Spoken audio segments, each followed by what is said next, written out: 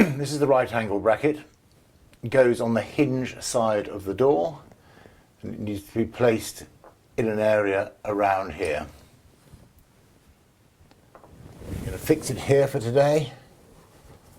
So I put my first screw in and drive the screw home. Make sure it's upright. Okay, so that's that chap. Next part of the fitting is to place this bracket in the top of the door opposite the hinges. Preferably in the top corner as far as you can get it, but if it needs to move because you have a bolt or an obstruction in any of these areas, it can go in any of those areas there. Now we need to locate this in the top of the door.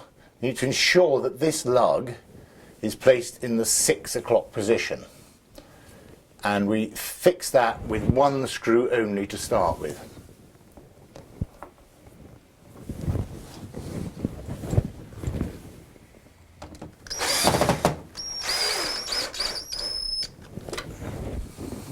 We now need to locate the swing hinge arm onto its position.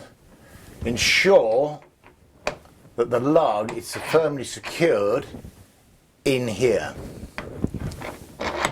So it's nice and tight in there, and it's actually on there. We need to now rotate this to 45 degrees or less.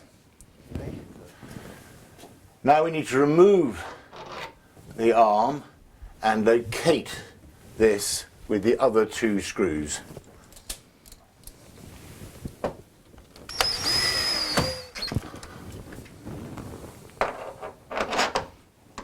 This is now ready to receive the rail. Yep. We now secure the rising arm with the bolts applied to hold it nice and tightly on there. With each portier rod kit you will have 3 Allen keys. The largest Allen key will fit this one. Just finger tight, just on there to make sure the arm still swings nicely. We now secure the made up portier rod on the hinge side of the door with our threaded bolt. We are now going to locate the portier rod to our angle bracket, ensuring that the wider of the holes is facing to the top. We need to put our last ring on so we can secure our curtain to there, and we put our rod up, locate the bolt through into the screw thread.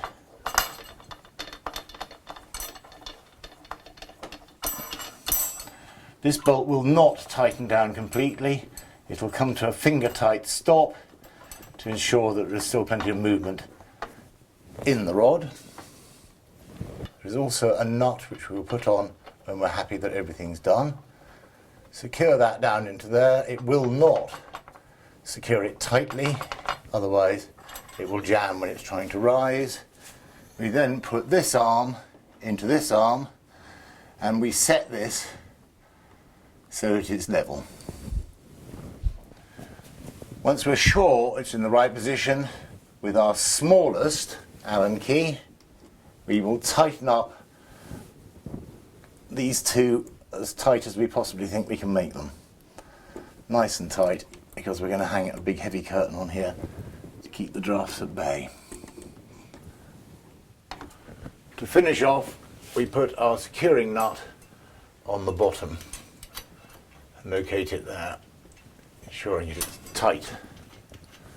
We've also supplied you with a little eye.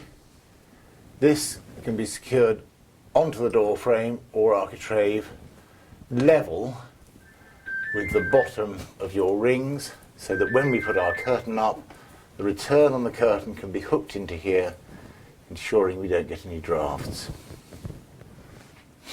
We now adjust the amount of rise on the portier rod by using sleeve G.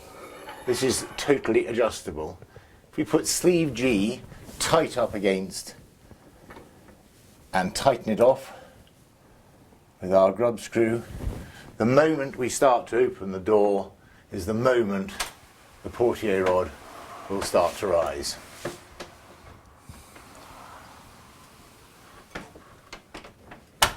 If, however, we're in a recess and we do not want the portier rod to rise at all, we need to remove sleeve G. The portier rod will now run along without rising.